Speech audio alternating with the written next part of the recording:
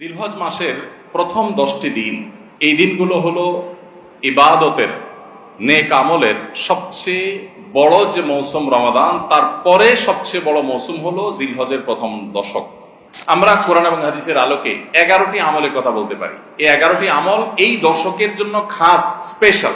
Number এক নম্বর এই দশকের আমল হলো বেশি বেশি আল্লাহর জিকির করা। কি করা?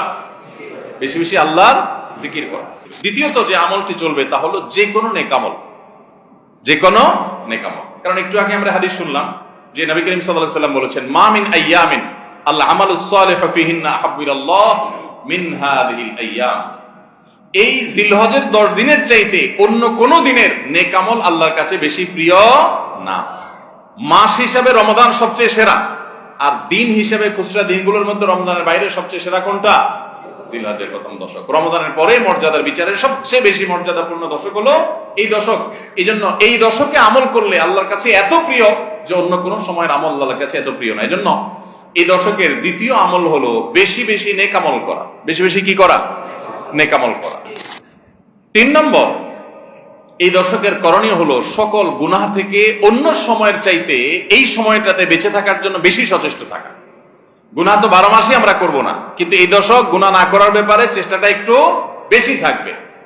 4 নম্বর আমল হলো যাদেরকে আল্লাহ তাআলা সামর্থ্য দিয়েছেন তারা হজ করবেন। এই দশক হজের আমলের মাস, আমলের দশক। এই দশকেই তো হজ হবে। অতএব যাদের তৌফিক দিয়েছেন আল্লাহ তাআলা, তারা কি করবেন? হজ করবেন। এটা এই দশকের আমল। এটা হলো 4 নম্বর আমল। 5 নম্বর আমল হলো যাদেরকে আল্লাহ সামর্থ্য দিয়েছেন তারা এই দশকে কুরবানি করবেন। কারণ কুরবানি এমন একটা আমল, নবী করিম সাল্লাল্লাহু আলাইহি ওয়াসাল্লাম মদিনা হিজরত করেছেন, এরপর থেকে প্রতি বছরে তিনি কি করেছেন? কুরবানি করেছেন। আল্লাহ নির্দেশ করেছেন, ফাসাল্লি লিরাব্বিকা ওয়ানহার, তুমি তোমার রবের নির্দেশ পালনার্থে নামাজ আদায় করো এবং কুরবানি করো। এই জন্য ঈদুল আজহা অর্থাৎ এই জিলহজের প্রথম দশকের শেষ দিন অর্থাৎ 10ম দিনে কোরবানির আমলটা করা, এটা যাদের সামর্থ্য আছে তাদের জন্য প্রযোজ্য। এই দশকের একটা আমল হলো কি করা? কোরবানি করা। কয়টা আমল গেল? 5টা। 6 নম্বর হলো যাদের কোরবানি করার ইচ্ছা আছে তারা জিলহজের চাঁদ ওঠার আগে আগে, জিলকদ মাসের শেষ দিনের মধ্যে তাদের হাতের নখ, চুল, গোঁফ, অবাঞ্ছিত লোম এগুলো সব কেটে পরিষ্কার করে ফেলবেন এবং এই দশক আর সেগুলোতে হাত দিবেন না। কোরবানি করে তারপরে সেগুলো পরিষ্কার করতে চাইলে করবেন, এই দশকে আর হাত দিবেন না। নবী সাল্লাল্লাহু আলাইহি ওয়াসাল্লাম বলেছেন, মান আরাদা আন ইউদাহিয়া ফালা ইয়াখুয মিন শা'রিহি ওয়া আযফারিহি শাইআ। যে ব্যক্তি কোরবানি করার ইরাদা করেছে, নিয়ত করেছে, সেই জন্য তার চুল, নখ এগুলো না কাটে ওই 10 দিন। জিলহজের চাঁদ উঠছে আর কাটবেন না, চাঁদ উঠার আগে আগে কেটে ফেলবেন এবং কোরবানির পরে যায় কাটবেন। এই 10 দিন বিরত থাকা। তবে অন্য আরো বিভিন্ন রিওয়ায়াত থেকে, বর্ণনা থেকে বোঝা যায় যে এই আমলটা শুধু যিনি কোরবানি করবেন তিনি নন, যিনি কোরবানি করবেন না, কোরবানি করার সামর্থ্য নাই, তিনি এই আমল করতে পারেন, তাহলে আল্লাহ তাআলা তাকে কোরবানি করার সওয়াব দান করবেন।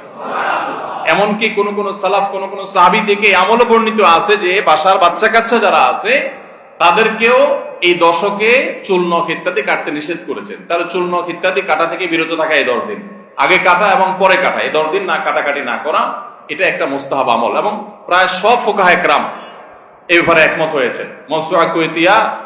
মাওসুআ ফিকহিয়া কুয়েতিয়ার মধ্যে লেখা হয়েছে যে ইত্তাফাকাল ফুকাহা, সব ফকিহগণ প্রায় একমত যে এই দশকে যিনি কোরবানি করবেন তিনি তো বটেই, কোরবানি যিনি করবেন না তাদের তরফ থেকেও চুল, নখ এগুলা কাটা থেকে বিরত থাকা মুস্তাহাব। তাহলে 6 নম্বর আমল গেল চুল, নখ ইত্যাদি এই দশক না কেটে থাকা।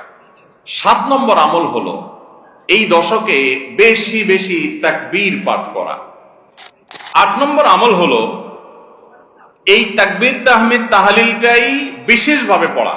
7 নম্বরটা হলো সাধারণভাবে রাত দিন যতক্ষণ পারেন বেশি বেশি পড়বেন, কোনো সময় ফিক্স নাই, এবং 10 দিন ফুল।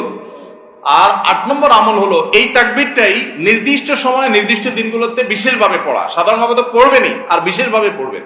বিশেষভাবে কখন? আইয়ামে তাশরিক। আইয়ামে তাশরিক কাকে বলা হয় ভাই?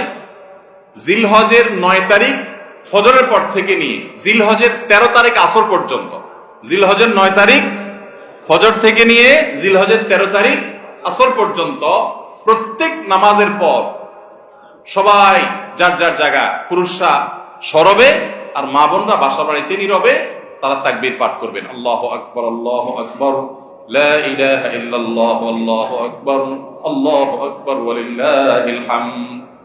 প্রত্যেক নামাজের পরে একা একা পড়েন আর জামাতে পড়েন, সর্বাবস্থা। জামাতে পড়লে ইমামের সাথে তাল মিলায় পড়তে হবে জরুরি না, প্রত্যেকে যার যারটা শেষে পড়বেন। মনে থাকবে তো ইনশাআল্লাহ? তাহলে 8 নম্বর আমল হলো আইয়ামে তাশরিক, অর্থাৎ জিলহজের 9 তারিখ থেকে 13 তারিখ পর্যন্ত প্রত্যেক নামাজের পরে তাকবীরগুলো জোরে জোরে পাঠ করতে থাকবো ইনশাআল্লাহ। 9 নম্বর আমল হলো জিলহজের 1 তারিখ থেকে 9 তারিখ পর্যন্ত এই 9 দিনই নফল রোজা রাখা, এই 9 দিনই নফল রোজা রাখা। 10 নম্বর আমল হলো স্পেশালি বিশেষভাবে আরাফার দিনে অর্থাৎ জিলহজের 9 তারিখে রোজা রাখা। জিলহজের 9 তারিখে কি করা? রোজা রাখা। প্রথম 9 দিন সাধারণ, আর বিশেষভাবে 9 তারিখের গুরুত্ব আরো বেশি, কারণ নবী করিম সাল্লাল্লাহু আলাইহি ওয়াসাল্লাম বলেছেন, সিয়ামু ইয়াউমি আরাফা আহতাসিবু আলাল্লাহি আন ইউকাফিরা সানাতাল্লাতী ক্বাবলাহা ওয়াল্লাতী বাদাহা। আরাফার দিনের রোজা অর্থাৎ জিলহজের 9 তারিখের রোজা, এই রোজা সম্পর্কে আল্লাহর কাছে আমার ধারণা, আল্লাহর প্রতি নবী সাল্লাল্লাহু আলাইহি ওয়াসাল্লাম বলছেন যে আমার ধারণা যে এই রোজার বিনিময়ে আল্লাহ তাআলা 1 বছর পূর্বের আর 1 বছর পরের, অর্থাৎ আগামী 1 বছর এবং গত 1 বছরের গুনাহ আল্লাহ তাআলা মাফ করে দিবেন। 11 নম্বর আমল হলো ঈদুল আজহার সমস্ত সুন্নাতগুলো আমল করা। ঈদুল আজহার অনেকগুলো সুন্নাত আছে না, এই সুন্নাহগুলো সবগুলো আমল করা। ঈদুল আজহার যে সুন্নাহগুলো আমল সাধারণত হয় না, গোসল আমরা করি, সুগন্ধি আমরা ব্যবহার করি, আলহামদুলিল্লাহ, অন্য অনেক সুন্নাত আমরা আমল করি, কিন্তু যে সুন্নাতের আমল সাধারণত হয় না তার ভিতরে একটা হলো ফজরের নামাজ মহল্লার মসজিদে এসে পড়া, ভোর রাতে আগে আগে উঠা। অন্য সময়ের চাইতে ঈদের দিন ফজরে মুসল্লি আরো আমাদের মসজিদে কম থাকে, কারণ চাঁদ রাতে তামাশা করে বেড়ায়, ফজর নামাজ মিস হয়ে যায়। তো ইমানদার সেটা করতে পারেন না। ঈদের সুন্নাহটা বিশেষভাবে আদায় করার চেষ্টা করা দরকার, অর্থাৎ জামাতের সাথে ফজর নামাজ পড়া দরকার, আগে আগে উঠা দরকার। ঈদের দিনের সুন্নাতগুলোর মধ্যে থেকে একটা।